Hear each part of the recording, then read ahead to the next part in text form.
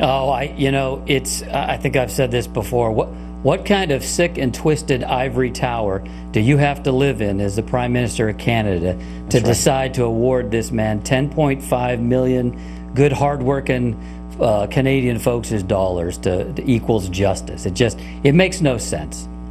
It doesn't, and I think it's more a statement about the decadence of the West than it is about the man who perpetrated this crime. This is almost a rhetorical question, but did the Prime Minister contact you before the settlement? No, he did not. First I heard about it was when my phone started ringing from Canada. The former Prime Minister, Stephen Harper, contacted me to apologize on behalf of Canadians in general and the military folks up there, and I thought that was nice of him. I don't think there's any evidence that most Canadians agree with this or for it at all. Is that your sense?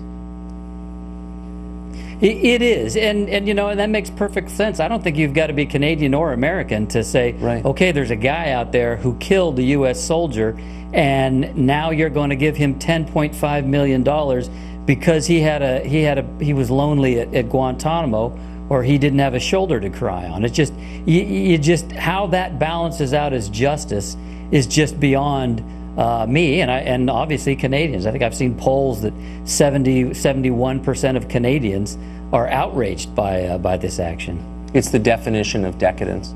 Tell us, if you would, and if it's too painful, don't, but about the day that all of this happened.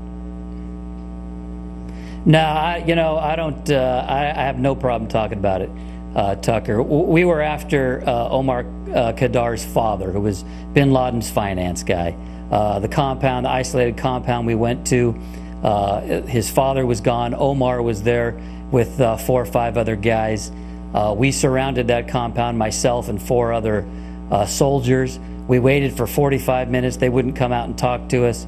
When we finally got the rest of my team there, as well as some Afghans that we were working with, when our interpreters went in to try and make contact, the guys inside that compound just popped up over a low rise inside the compound and executed them point blank, threw hand grenades at the rest of us.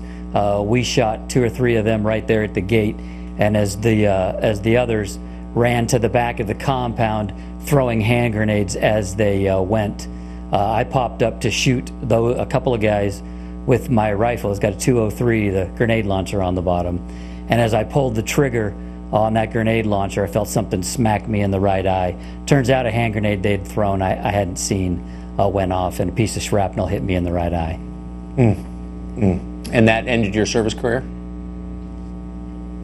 It did. I'm a shooter, and the military the Army would have let me stay in as a trainer or something like that, but having to shoot left-handed, I'd be a liability to an A-team, and so I'd put in 21 years, and so I took my retirement and got out. How bitter this must be for you, really, in addition to all of that, to watch the man who did it become rich and apparently unrepentant. I'm sorry. I'm really sorry for you. It is. It's bitter to see a man who and the Canadian government in particular not just remain neutral in the matter. I mean, they went out of their way. Mr. Trudeau had to go out of his way to get Omar this money, to cut short any kind of negotiation, and just say, let's give him 10.5, make sure we get that done before the Americans have any chance of going after that money.